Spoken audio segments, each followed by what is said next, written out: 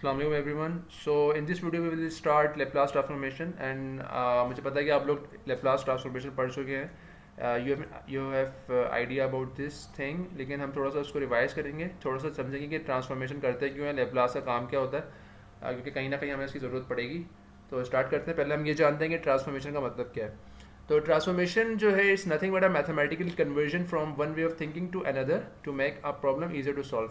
तो ट्रांसफॉर्मेशन आप जब करते हैं जब आप अपने सोल्यूशन को सिंप्लीफाई करना चाह रहे होते हैं, अपने स्टेप्स को सिंप्लीफाई करना चाह रहे होते हैं. तो होता है क्या है, you have a problem in original way of thinking. Now ये this original way of thinking can be anything ना. ये टाइम डोमेन हो सकता है, ये फ्रीक्वेंसी डोमेन हो सकता है, ये जेड किसी भी ट्रांसफॉर्मेशन में हो सकता है.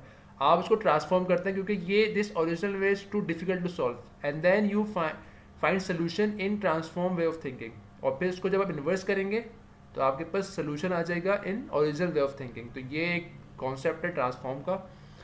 अच्छा, अब लेप्लास ट्रांसफॉर्म में क्या होता है कि जो प्रॉब्लम गिवन होता है वो टाइम डोमेन में गिवन होता है.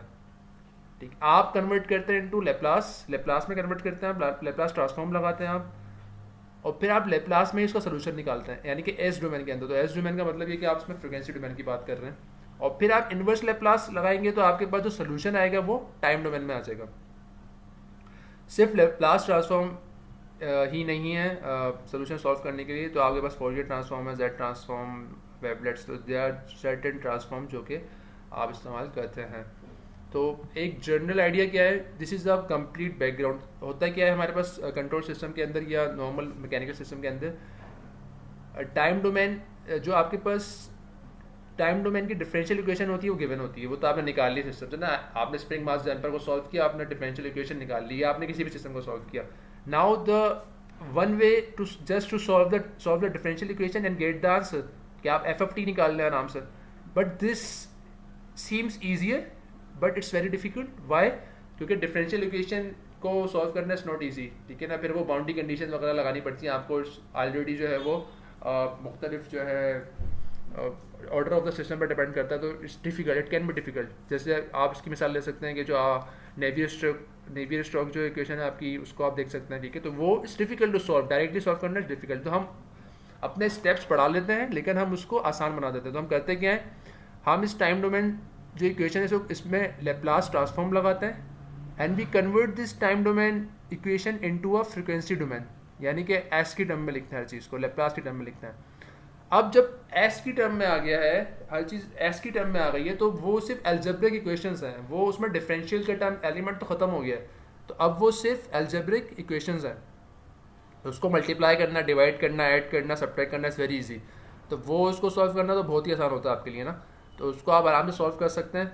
और फिर जब उस फ्रीक्वेंसी डोमेन में आपके पास एफ ऑफ एस आ जाता है, उसका रिजल्ट निकल के आ जाता है, तो आप उसमें दोबारा इन्वर्स लेप्लास लगाते हैं. पहले आपने लेप्लास लगाया था, अब आप इन्वर्स लेप्लास लगा रहे हैं, यानी कि अब आप वहाँ पे आपने टाइम डोमेन को कन्वर्ट किए थे into frequency domain. Now you are converting frequency domain into time domain by applying the inverse Laplace transform. तो ये जो रिजल्ट आएगा, यही रिजल्ट है जो इस डिफरेंशियल इक्वेशन को सॉल्व करके जो रिजल्ट आया है, वो यही आपने टाइम डोमेन में रिजल्ट उसका निकाल लिया है. अच्छा, यहाँ पे भी वही गिवन है, बस थोड़ी सी डिफरेंट आपके पास जो फिगर है, तो उसको आगे चलता है. अच्छा, अब ये चीज़ आपको बताइए कि आप जो कभी भी टाइम डोमेन को लिखेंगे तो आप स्मॉल एफ से लिखेंगे, एफ ऑफ टी, और जब आप फ्रीक्वेंसी डोमेन में लिखेंगे तो आप कैपिटल एफ से लिखेंगे, और उसमें ब्रैकेट में एस आ रहा होगा. और इन्वर्स में obviously you are converting the S Laplace domain से आप वापस टाइम डोमेन में जा रहे होते हैं. ये this is the formula of in order to find the Laplace. तो in order to convert a time domain signal, ये कोई भी सिग्नल हो सकता है. ये जो एफ ऑफ टी है ये आपका टाइम डोमेन सिग्नल है. तो आप इस इक्वेशन में डालेंगे, ई माइनस एस टी से मल्टीप्लाई करवाएंगे, उसको जो इंटीग्रेट करेंगे तो आपके पास एफ ऑफ एस आ जाएगा. ये कुछ कॉमन ट्रांसफॉर्मेशन पेयर्स हैं. तो ये आपको पता होना चाहिए कौन कौन से ट्रांसफॉर्मेशन पेयर्स यहाँ पे इस्तेमाल हो रहे हैं. तो ये आपको पता ही है, मेरे से बात है कि आप किस तरह एफ ऑफ टी की जो कोई भी यहाँ पे सिंबल हो एफ ऑफ टी का, उसको आप एफ ऑफ एस में इन के थ्रू कन्वर्ट कर सकते हैं विदाउट डूइंग एनी इंटीग्रेशन. अच्छा, अब यहाँ पे कुछ जो ट्रांसफर फंक्शंस हैं वो बड़े इंपॉर्टेंट हैं, क्योंकि आपको याद होना चाहिए कि जब भी हम ट्रांसफर फंक्शन की बात करते हैं हम लेप्लास की बात कर रहे होते हैं. तो हमेशा लेप्लास में हम आउटपुट और इनपुट का जब रेशो लेंगे तो वो ट्रांसफर फंक्शन कहलाता है. तो हमेशा लेप्लास में ही लिखना पड़ेगा. ट्रांसफ़र फंक्शन टाइम डोमेन में कोई चीज़ नहीं है, सिर्फ लेप्लास में ही उसकी डेफिनेशन है। तो यहाँ पे मुख्तलिफ इनपुट सिग्नल हैं। अब ये साइन जो है और जो एक्सपोनेंशियल है ये तो आप वाइब्रेशन में काफ़ी पढ़ चुके हैं। इम्पल्स भी देखा हुआ है आप लोगों ने। तो इम्पल्स जो है वो इट्स नथिंग बट कि आप जो है ना उसको एक पॉइंट पे आके हिट करते हैं और फिर जो उसकी वैल्यू होती है इनपुट की वो जीरो हो जाती है। तो इसका जो एफ ऑफ एस है मतलब लेप्लास में सिर्फ वन है ये स्टेप इनपुट। क्या आपने उसको टाइम के ऊपर एकदम से उसको आपने एक आप उसको जो ना एक वैल्यू पे लाए, उस फिर वो वैल्यू जो है वो कांस्टेंट है, तो वो जो स्टेप इनपुट कहलाता है ये।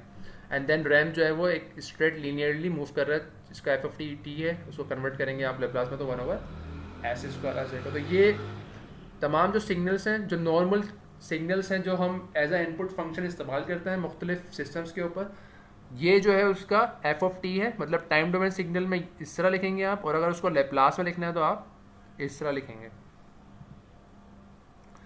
अच्छा, अब अगर आप लेप्लास में कन्वर्ट कर, अगर आप लेप्लास लगाते हुए सिस्टम को कन्वर्ट कर रहे हैं टाइम डोमेन से इनटू लेप्लास, तो ऑब्वियसली जो इक्वेशंस आएंगी आपके पास वो डिफरेंशियल इक्वेशन की फॉर्म में होंगी। तो जब भी आप लेप्लास लगाते हैं किसी डिफरेंशियल इक्वेशन पर, तो आपको इस फॉर्मूले से उसको खोलना पड़ता है। तमाम फॉर्मूले आप गिवन है। इसका मतलब क्या है थोड़ा सा बता देता हूँ ना। बता चुका हूँ मैं आपको कि small F of T is time domain signal, capital F of S is frequency domain का जो फंक्शन है वो है ये। तो एस आ जाएगा, एफ ऑफ एस आ जाएगा माइनस एफ ऑफ जीरो। तो एफ ऑफ जीरो का मतलब ये है कि जो ये टाइम डोमेन सिग्नल है, इसको एट टाइम जीरो आप जो भी वैल्यू होगी एट टाइम जीरो वो यहाँ आ जाएगी। ठीक है, तो इस तरह अगर आप ये निकालना है, और तो ये आपको you can replace this thing by this. Similarly अगर स्क्वायर होगा तो ये फॉर्मूले से आप खोलेंगे, तो यहाँ पे सिर्फ आ गया है कि एस स्क्वायर आ गया है माइनस एस एफ नॉट। इसका क्या अगेन वही मतलब है कि एफ ऑफ टी जो है उसको आप एट टाइम जीरो के ऊपर उसकी वैल्यू यहाँ आ जाएगी। तो एफ जो ये फंक्शन है एफ ऑफ टी, इसको आप एवेल्यूएट कर रहे हैं टाइम जीरो, और जो भी इसका रिजल्ट आएगा वो यहाँ आ जाएगा। What about this, this is nothing but the difference के आप जो एफ ऑफ टी है इसको इसका पहला डेरिवेटिव निकाल रहे हैं, फर्स्ट डेरिवेटिव, और वो जो फर्स्ट डेरिवेटिव है उसको आप जीरो पे एवेल्यूएट कर रहे हैं। क्या मतलब आप उसमें जीरो टाइम की जगह जीरो डाल के पुट कर रहे हैं, जो भी रिजल्ट आएगा वो यहाँ आ जाएगा। तो कभी भी आपको लेप्लास ट्रांसफॉर्मेशन लगानी हो किसी डिफरेंशियल इक्वेशन के ऊपर, तो आपने इन जो इक्वेशन है इसके थ्रू उसको खोलना है उन डिफरेंशियल इक्वेशंस को, और फिर मज़ीद सॉल्व करना है उसको। अच्छा, अब यहाँ पे कुछ बहुत सिंपल सी एग्जांपल्स हैं।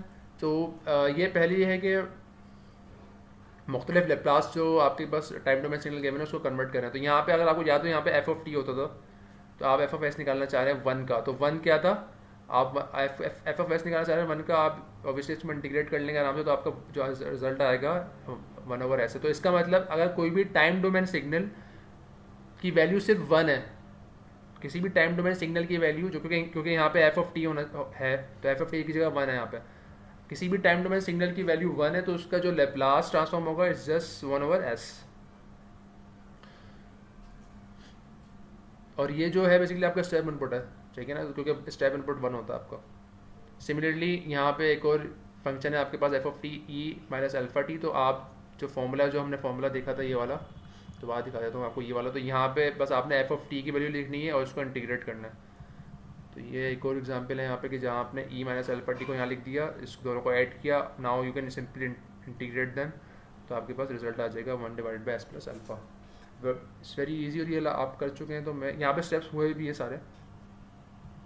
सिमिलरली ये एक और सवाल यहाँ पे गिवन है, यहाँ पे आप फॉर्मूले लगा सकते हैं। यहाँ पे जैसे आपके पास वी ऑफ टी है, तो 5 तो खैर आपके पास जो है वो कांस्टेंट है।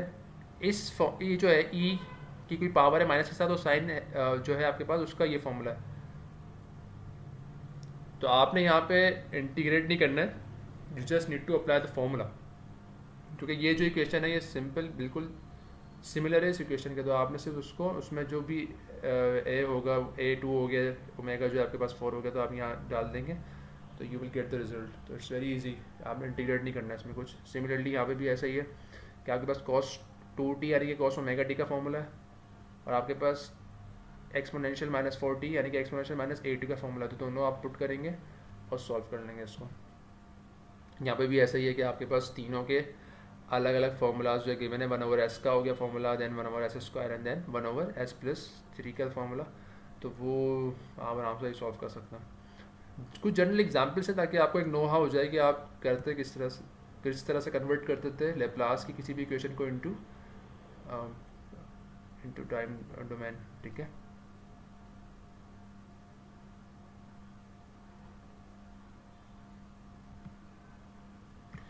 अच्छा अब यहाँ पे अगेन एस की टर्म में आपके पास इक्वेशन गिवन है, तो आप यहाँ पे अगेन फॉर्मूला लगा सकते हैं। आप ये जो ये 220 कॉमन ले लेंगे तो अब दिस विल बी योर जो इक्वेशन बनेगी, और ये अब एग्जैक्टली यही चीज़ है।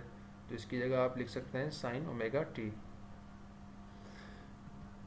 अच्छा अब ये बस एक आखिरी मैं इसमें थोड़ा दिखाना चाह रहा हूँ आपको कि अगर हम इन्वर्स निकालना चाहें, ये इस तरह के जो हमारे पास इक्वेशन है वो अक्सर हमारे पास आती हैं, क्योंकि नॉर्मली जो आपके पास सिस्टम की लेप्लास की टर्म में आ रही होती है वो ऐसे ही आ रही होती है कि एस स्क्वायर समथिंग आ रहा होता है। अगर आपको याद हो S square plus 2 zeta omega N plus omega N square होता था हमारा स्प्रिंग मास डैम्पर सिस्टम, तो वो एग्जैक्टली उसी तरह से यहाँ पे एक जो है इक्वेशन लिखी गई है।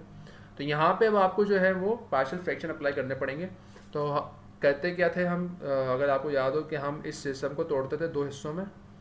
पहले तो आपने इसको इसके दो जो भी इसके फैक्टर्स थे उसमें तोड़ दिया इसको, और फिर आपने इसको रिप्लेस कर दिया, यानी कि a1 डिवाइडेड बाई s+1 और a+a2 divided by s+2, depending के क्या ये किस तरह की इक्वेशन है। तो अगर क्वाड्रेटिक हो तो उसमें ऐसा आएगा।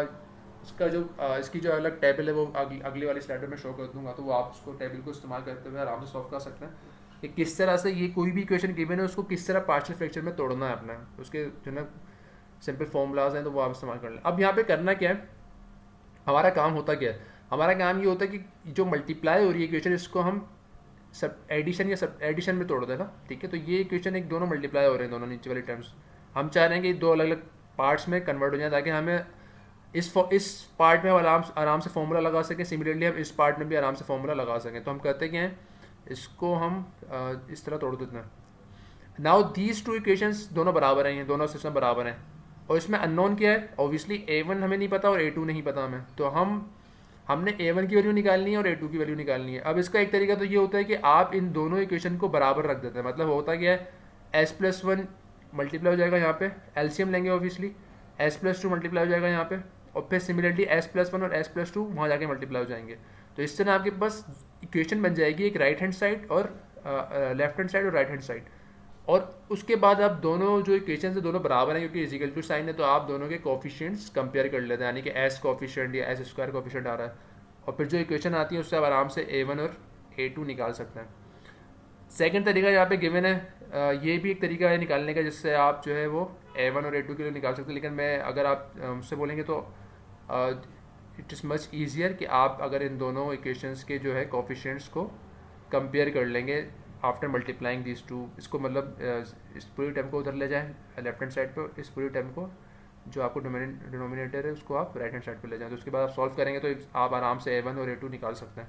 फिर आपने अगर a1 और a2 की वैल्यू निकाल ली, जस्ट पुट a1 की वैल्यू यहाँ आ जाएगी, a2 की यहाँ आ जाएगी, and then you can apply inverse Laplace की जो फॉर्मूले हैं वो जहाँ भी अप्लाई हो रहे हैं तो आप अप्लाई करके आराम से एफ ऑफ टी निकाल सकते हैं। तो ये जो सिस्टम, और ये देखें ये पार्शियल फ्रैक्शन के रूल्स गिवन है, तो वो जिस तरह की भी आपके पास इक्वेशन होती है तो वो उस तरह आप तोड़ते हैं। तो हमारे पास जो इक्वेशन थी लास्ट टाइम वो इस तरह की थी जो भी पिछले सवाल में थी, तो इसीलिए हमने a divided by x minus है और b divided by x minus b में तोड़ा उसको। तो ये जो भी फॉर्मूला आपको यहाँ पे बन रहा होगा, जिस तरह की भी इक्वेशन होगी उसी हिसाब से आप अपनी सिस्टम अपनी इक्वेशन को पार्शियल फ्रैक्शन में तोड़ेंगे, डिपेंडिंग है क्या इक्वेशन बन के आ रही है आपके पास। तो यहाँ तक अभी सिस्टम को रखते हैं। ये सिर्फ इस आज मकसद ये है कि आपको लेप्लास के बारे में थोड़ी सी नो हो जाए, जो लास्ट जो आप चीज़ें भूल गए थे वो आपको थोड़ी सी रिपीट हो जाए। ये हमारे सिस्टम मतलब उस तरह से हिस्सा नहीं है हमारे कोर्स का कि हमने, लेकिन ये कहीं ना कहीं काम आएगा अभी आगे। तो एक नो हाउ होनी चाहिए कि हम किस तरह सिस्टम को लेप्लास करते क्यों, एक तो ये बात इंपॉर्टेंट है बड़ी, तो सिस्टम को सिंप्लीफाई कर रहे होते हैं because algebraic equations are much easier to solve. पहले तो ये बात है, दूसरी बात ये है कि हम लेप्लास कर रहे हैं फिर उसको पहले लेप्लास कन्वर्ट करते हैं फिर इन्वर्स लेप्लास लगाते हैं ताकि दोबारा टाइम डोमेन सिग्नल में आपके पास रिजल्ट आ जाए। तो ये एक ओवरव्यू था बेसिकली लेप्लास का। नेक्स्ट क्लास में इंशाल्लाह आपसे मुलाकात होती है। जब तक अपना ख्याल रखें, टेक केयर, अल्लाह हाफिज़।